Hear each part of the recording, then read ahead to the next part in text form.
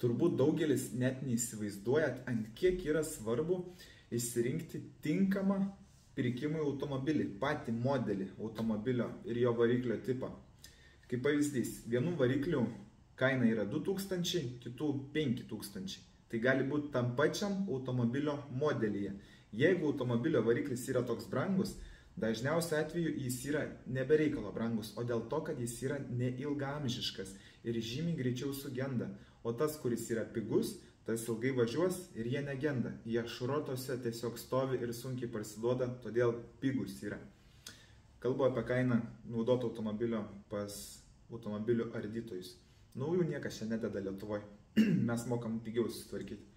Nei vokiečiai ar dar kažkas ten kitokie pasiturintis užsieniečiai. Žodžiu, kame esmė? Galit paskambinti mums pasikonsultuoti, koks yra patikimas automobilis ir koks nepatikimas. Duosiu jums tikrai gerus patarimus. Tai nėra už dyką, tai kainuoja 30 €, konsultacija, pusę valandos pasikalbėsim, užvesiu jūs arba mano kolegą ant kelio ir toliau jūs spręsit patys, kokį automobilį pirkti, galėsim jums patikrinti, galėsim jums surasti, padėsim viskuo, kas susijęs su automobilio pirkimu. Ir be abejo, galėsim net padėti leasingą susitvarkyti.